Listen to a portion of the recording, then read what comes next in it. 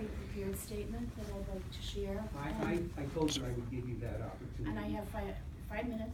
Yes. And just as a Would you like to disclaimer, I stand? did prepare it as if it was before you were gonna make your decision, so, I wanna thank you for this opportunity to make a 5-minute statement. I'd like to use my time to comment on my perspective on what happened and why I felt it was appropriate to file an ethics complaint in this matter.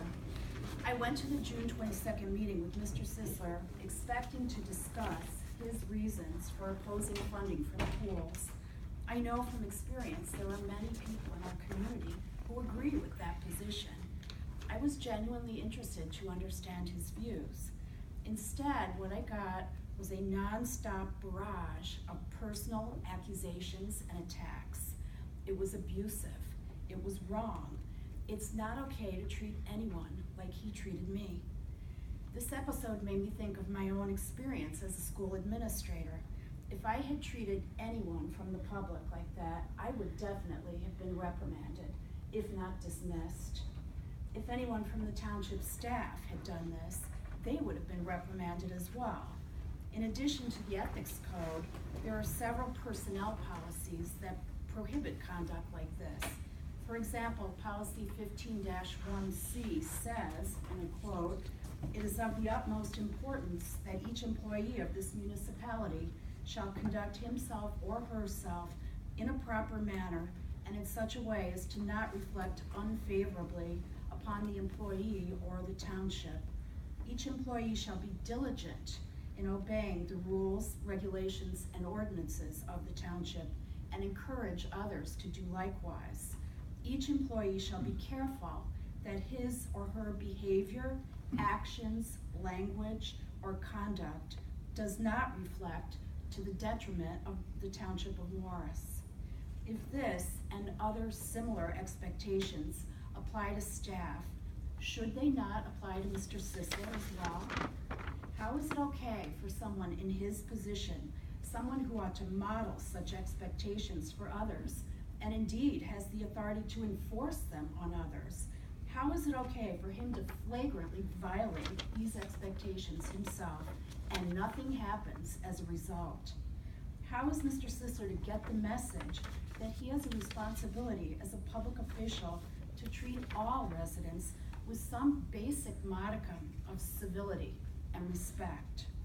Regardless of how angry he is at anyone who dares to exercise their rights as a citizen to come before the governing body and ask questions and make comments, an action he characterized as a waste of time and an affront to our Creator.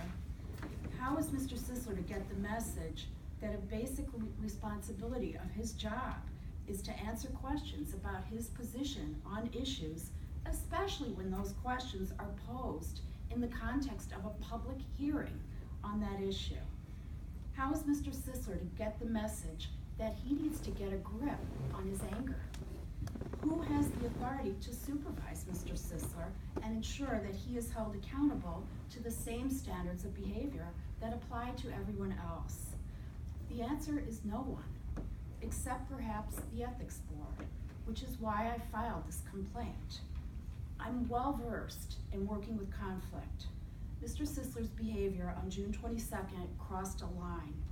I don't file an ethics complaint for an angry outburst or even common disrespect. I file an ethics complaint for an episode of verbal abuse. What happened on June 22nd was a clear violation of expectations outlined in Chapter 40 of the Township's Code of Ethics and in Chapter 15 of the Township's Personnel Policies. In my view, Mr. Sisler clearly deserves some type of sanction for this behavior. If nothing else, I hope this proceeding sends him some messages I think he needs to hear. Those messages include: take a look in the mirror, get a grip on your anger, learn how to show some basic degree of tact and respect in working with others, even people you dislike and disagree with. Accept that it's your responsibility to honor basic civic values, not demean them. Think about the message your behavior sends to others. Are you modeling behavior you're proud of for your children, for staff, and for the residents of our community? Regardless of the board's decision on this matter, I hope Mr. Sisler takes this proceeding as a signal that the time has come for him to do some soul searching and hopefully make some changes as a result. Thank you for your comments.